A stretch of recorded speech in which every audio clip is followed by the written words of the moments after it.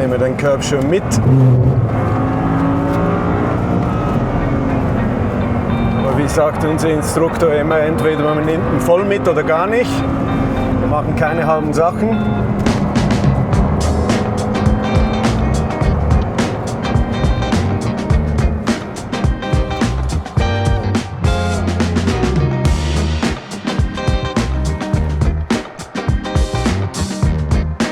Ja, also jetzt wird es losgehen. Wir haben jetzt freies Fahren und die Idee wäre jetzt, dass wir mal 2 Hotlaps machen. Heute früh da haben wir Guided Fahrten gemacht hinter einem Instruktor, um ein bisschen warm zu werden. Und jetzt können wir alleine auf die Strecke und ja, Vollgas geben. Und da freue ich mich drauf jetzt. Ja, jetzt geht's los.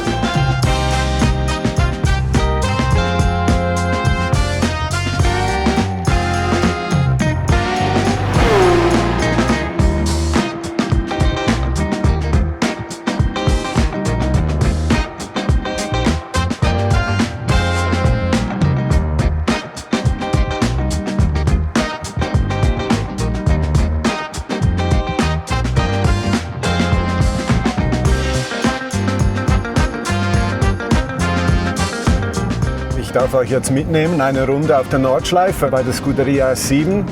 Bin jetzt genau das 20. Mal dabei.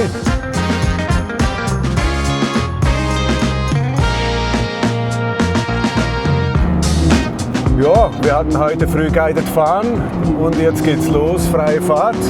Jetzt können wir das umsetzen, was wir gelernt haben. Wir haben jetzt die Reifen noch ein bisschen kalt, das müssen wir noch ein bisschen sachte machen. Aber wir fahren mal ordentlich zu. Auch die Bremsen sind noch kalt, das quietscht ganz schön. Zum 20. Jubiläum habe ich jetzt meine Tochter mitgebracht, die mich hier begleitet und den Nordschleifenvirus auch schon bekommen hat. Wir haben schon einige Runden auf der Nordschleife gemacht, jedoch im Touristenverkehr. Das ist jetzt halt doch noch mal was anderes hier bei der Scuderia S7. Viel weniger Verkehr auf der Strecke, wirklich schön zum Fahren. Von daher, das macht jedes Mal Laune, diese 2 Events im Frühjahr und im Herbst. Da merkt man immer, wenn man zu viel gegessen hat, schüttelt ordentlich durch. Und los geht's. So, Reifen sind langsam warm. Können wir mal angasen. Hier nehmen wir den Körb schon mit. Aber wie sagt unser Instruktor immer, entweder man nimmt ihn voll mit oder gar nicht. Wir machen keine halben Sachen. Und dann Galgenkopf, die letzten Kurven, bevor es dann auf die dortige Höhe geht. Da wird jetzt meine Tochter ihre Feuertaufe haben. Das erste Mal, dass wir hier voll durchfahren.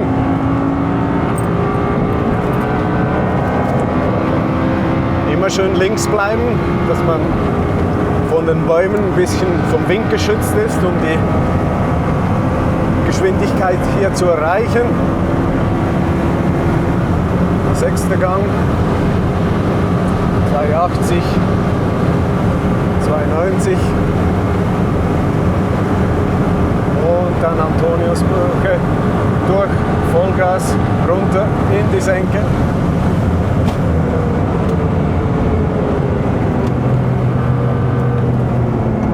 Genau.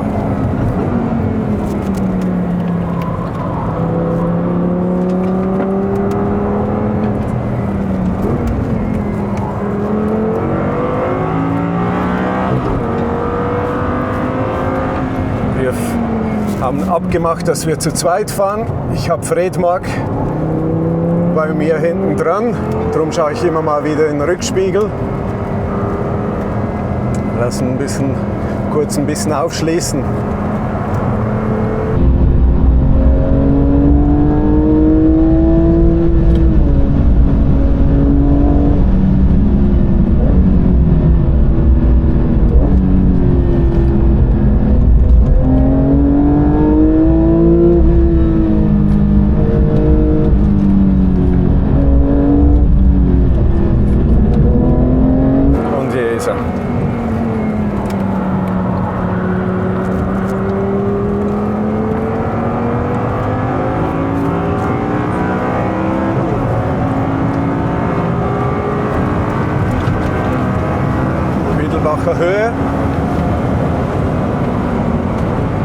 Gang und dann in einem Lenkeinschlag hier durch.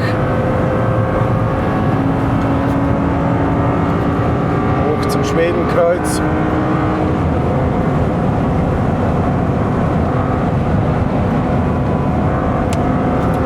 Danke sehr.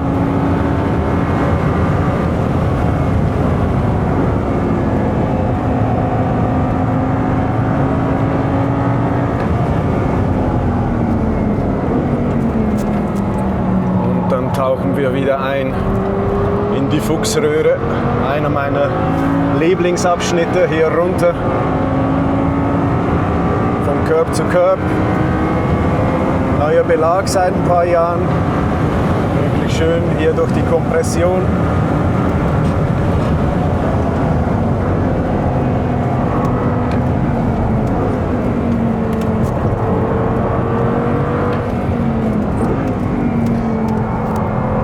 Metzgesfeld.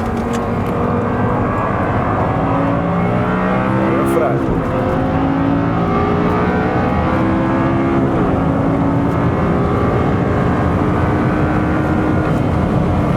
Ja, wie gesagt, ich bin jetzt das 20. Mal mit dabei. Immer mit dem Audi, schon ein älteres Baujahr. Der hat jetzt über 50% seiner Kilometer auf der Nordschleife gemacht. Er läuft wie eine 1.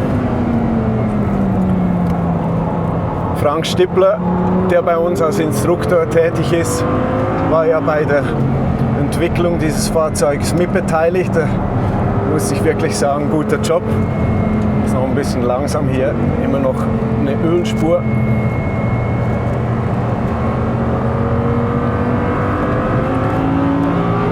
Ja, das Fahrzeug, ich habe nie was gehabt damit.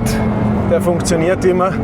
Bremsen, klar, die habe ich ein bisschen aufgerüstet mit Endless-Belägen. Die Scheiben sind original, andere Bremsflüssigkeit. Dann habe ich Recaro-Sitze reinmachen lassen, den Überrollbügel vom Audi R8 GT und ein KW-Fahrwerk. Und dann noch die Semislicks dazu und dann ist man ausgestattet, um hier Vollgas zu geben, um wirklich 2 Tage Spaß zu haben.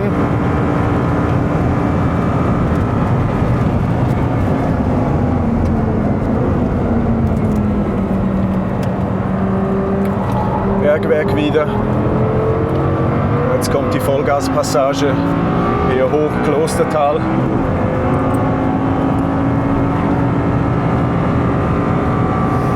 Ich kann es wirklich jedem nur empfehlen, mal so ein Coaching zu machen, vor allem wenn man Nordschleife fahren will. Die Strecke ist unglaublich lang, unglaublich unübersichtlich, keine Auslaufzonen. Von daher, jeder Fehler ist ein Einschlag. Daher macht es sicher Sinn, sich da ein entsprechendes Wissen anzueignen. Es sind ja doch um die 72 Kurven, wenn ich das richtig im Kopf habe. Und ich kann mich noch erinnern, am Anfang hat das gar keinen Spaß gemacht. Weil man weiß nicht, wo es lang geht. Geht es jetzt nach der Kurve links oder rechts?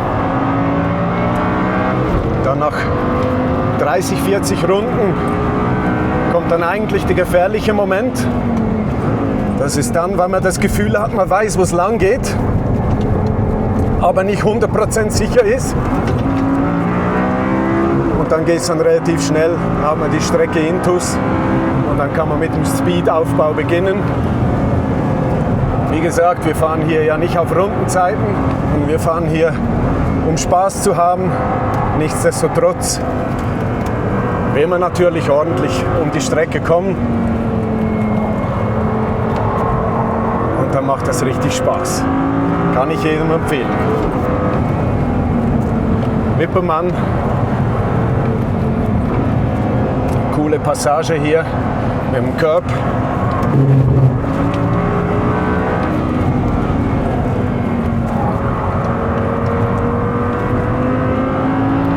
Runter zu Eschbach. Und man muss sich das wirklich mal in live anschauen. Das wird auf einem Video nie so rüberkommen, wie es in echt ist. Diese Steigungen, Und das Runterfahren, das ist wirklich steil. Das ist wirklich eine Berg- und Talfahrt. Es sind ja über die ganze Strecke gesehen 300 Meter Höhenunterschied, was ja eigentlich Wahnsinn ist.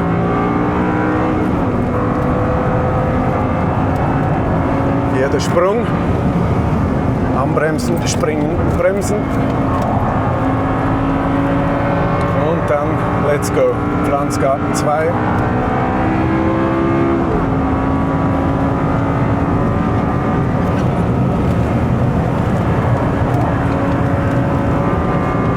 Stefan Bellofes.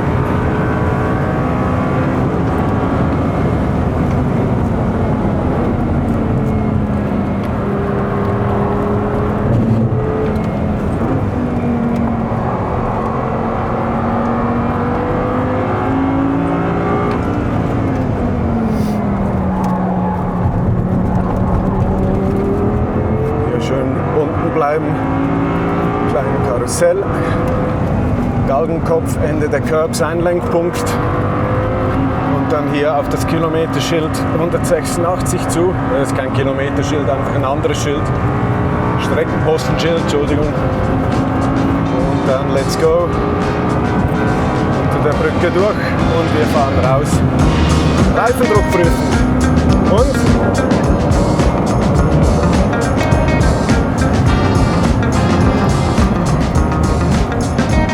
Es gibt ordentlich warm, so 2 Runden.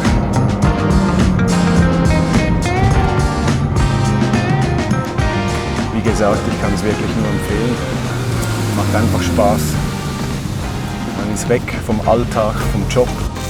Hier oben in dieser Bubble mit guten, mittlerweile Freunden, wo man Zeit zusammen verbringen kann. Einfach traumhaft. Und wenn das Wetter dann noch so ist, wie es ist, kein Regen, dann sind wir doch alle happy. Hat ordentlich Spaß gemacht. War eine Premiere für meine Tochter jetzt. Das erste Mal auf der Döttinger Höhe voll durchzufahren. Sonst im Touristenverkehr mussten wir ja da immer raus. Hat richtig Spaß gemacht. Reifen waren ordentlich schnell warm. Wenig Verkehr. Auch das wunderschön bei der S7. Nicht wie im Touristenverkehr. Man fährt miteinander und nicht gegeneinander. War einfach toll.